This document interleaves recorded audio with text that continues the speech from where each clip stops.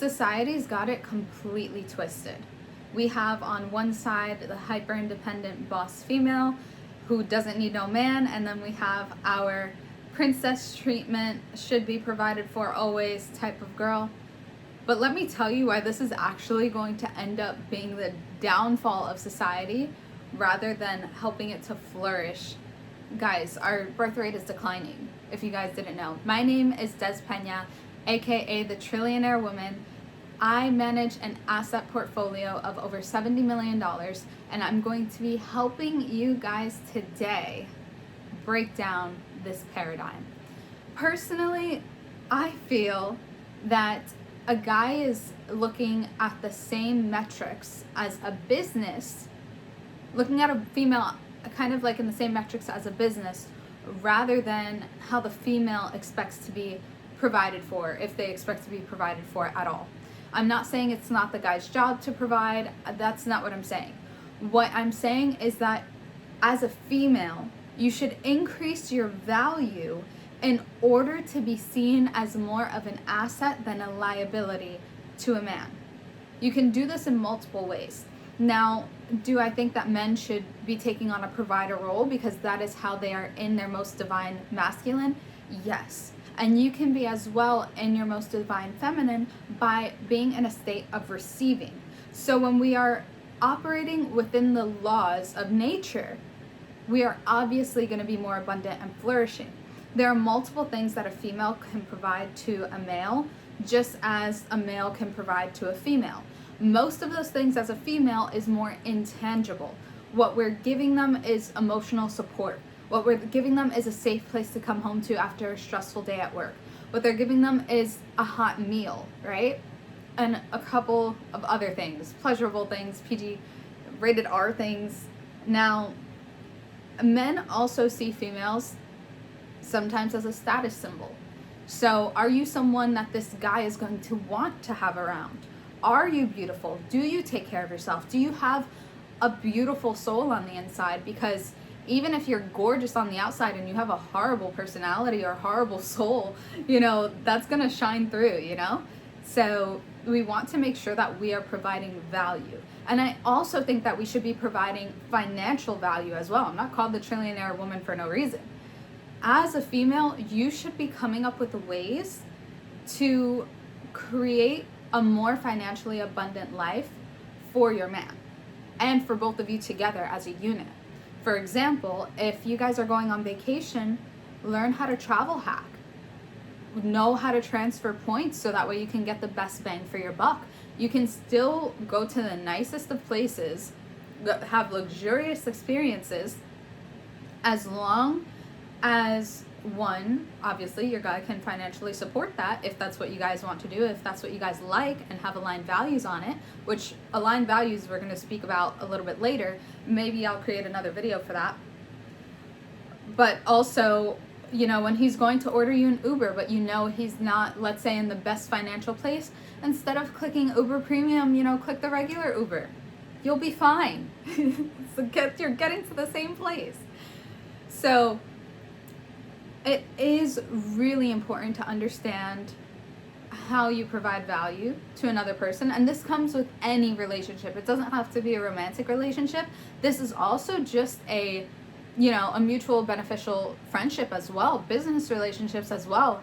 There is no relationship on planet Earth, there's no dynamic where either both people, there has to be a mutually beneficial relationship. If it's not a mutually beneficial relationship, then there's likely toxicity or, somebody's just dead weight. I'll give you an example.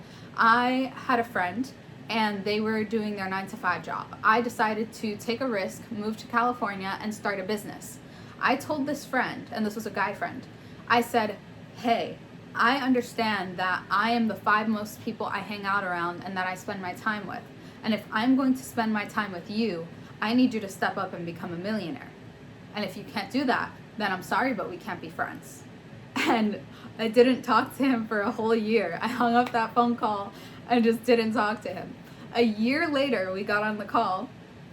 Surprise, surprise, this person moved out of their parents' house, went to Miami, started a business, found business partners, and was making a 5-figure income, not working a 9 to 5. And they're continuing to flourish. Like, their health has gotten better, their attitude's gotten better, and it's just an upgrade. You need an upgraded version. And that's the same way in your romantic relationships. You guys both need to be able to provide an upgraded version of each other by being with each other rather than bringing other people down. And I'm not saying that you're doing that intentionally. Obviously, if you're criticizing someone, then you're bringing them down intentionally. But there are multiple ways to bring other people up and upgrade each other. One is by having hard conversations. And the way you have hard conversations doesn't need to be yelling. It doesn't need to be intrusive, but it can be something that is important to you that needs to be discussed. And let's say this person has an issue with communication and they don't like to express their feelings. A lot of guys have issues expressing their feelings because they weren't given that opportunity to do so in childhood. A lot of the time they were just told to be quiet and work harder or do better. And when, as a female, you can create that safe space for them to work on their communication, that's creating an opportunity for them to grow. Now, whether they take it is on them. If they decide, hey, I don't want to have this conversation, I don't like it, whatever, that's someone who has a limited mindset and they're not willing to grow. You may not even want that person around you, because the same way that you are providing value to them, you want them to provide value to you. Now, if they are making you feel worse rather than better every time you get off the phone with them or anytime you hang out with them, then you may want to assess that relationship dynamic, if it's even beneficial to have in your space. As a female, your aura is one of the most miraculous things that you have been given, because you can tap into an unlimited source of energy. As a female, we have the ability to create life. And with that ability to create life, we have a direct connection to, the other worlds, because we're bringing in new life into this world. Obviously, we get some help with the guy, etc., but we can literally create life. And we are doing that every moment of the day through our words, through our actions, and through our thoughts. Scratch that. Through our thoughts, through our words, and then through our actions. We're creating a new life for ourselves. And the more we act in alignment with who the ideal version is of ourselves, we will then begin to attract those people who belong in our lives, the people who deserve to be in our lives. Now, I want you guys to be very careful, because although you can have the most beautiful energy, if you do not have discernment of being able to assess those around you, you can easily be taken advantage of. So I want you to be very careful about being too empathetic, because that can attract a narcissist. And it's not saying not to be empathetic, it's saying that audit the people who are around you by the way that they make you feel, through the words that they're saying, because every single piece of information that you are ingesting, including this video, is a set of programming. Now, you can choose to program yourself or allow someone else to program you. And that is exactly what's happening every day with the videos that you watch, with the TV shows that you watch, with the people who you speak to, and the activities that you engage in with those people who are around you. And this is extremely important, not only for you to understand, but to also teach this to others. Because anytime they say something negative, that's affecting your aura. And you constantly need to go through this process of cleansing your aura, resetting your mindset if someone has dampened it. For example, I definitely live with this delusional confidence. No matter what I say, whatever I put my mind to, I will achieve and I will win, no matter what. Now, I was on the phone with someone who's my friend, and he had said, oh, I have a really big goal and I don't know if I'm going to be able to achieve it. And I was just like, no. It's always whatever you believe you can achieve will be yours. If you believe you can't, you are equally as right. So when this person had said that, I immediately negated what they had said and said, that goal is easy. They had a goal of 52 million a year, and they didn't know that if they were to engage in a relationship dynamic, if they would be able to reach that goal. And I said 52 million a year is easy. Why? Because you can easily create a company worth 25 million and sell it for double or even less than that. Businesses, when you sell a business, you're usually selling at a 2 to a 4x multiple. And because of that, you don't need to create a $52 million business. You just need to create a business worth of value and then to hit that $52 million goal at a multiple. Now, if you're engaging in, let's say, for example, storage facilities or laundromats, stuff that's passive, those sometimes sell at a 10x multiple. And that's even more insane because that's completely passive. I was looking up on ChatGPT the other day because I have a monthly goal that I would like to reach in profit every single month.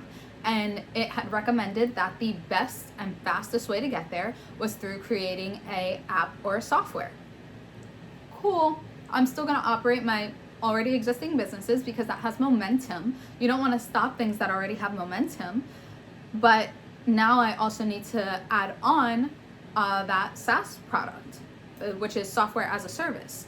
And when I add on that product, it could supersede my current business. And that would be amazing because as long as I'm reaching my goal, I will be provided a path to get there. You don't always need to see the whole staircase just to take the next step, because as you take the preceding steps, the path will be revealed to you. And when the path is revealed to you, that's how you know that you are operating in your highest truth and in your divine purpose. If more people were to operate within their divine purpose, then the world would be a much, much better place. And we simply cannot do that with this polarizing mentality of, I'm a strong, independent female, I don't need no man. With that mentality, because with that mentality, how far is that really going to get you? For example, men have been the leading financial providers for the history, and they're primarily in mostly leadership roles for the last, 200 years, however long America has been alive. And now we are stepping up into a new movement where females do have power. We are realizing our power now. And not only in the aspects of leadership roles, but understanding things from an energetic and empathetic level. We have a different set of skill sets, which make us such great leaders, which make us such great managers, because we're able to connect with others. And through that connection is how we can utilize that to our advantage in business, in friendships, and in relationships. Because when people know, people will purchase from you when they know that you care. If they don't know that you care, then why would they ever want to get something from you? Yes, you may solve a problem, but does that necessarily create a loyal fan base? Does that necessarily create a community of people that you're trying to build? No, and we're missing that component more often than not, whether it's in business and sometimes even in relationships. As you build friendships, connections, and relationships, you always want to do your best to check in with a person. Not every day does someone get asked, are you doing okay? How are you? You get the, hey, how are you? But no, when you say it like that, they know that you don't really care. You're just saying that because it's automatically programmed. If you come out with a question saying, in what ways can I support you today? That shows that you care. It's the same thing, but you're saying it differently.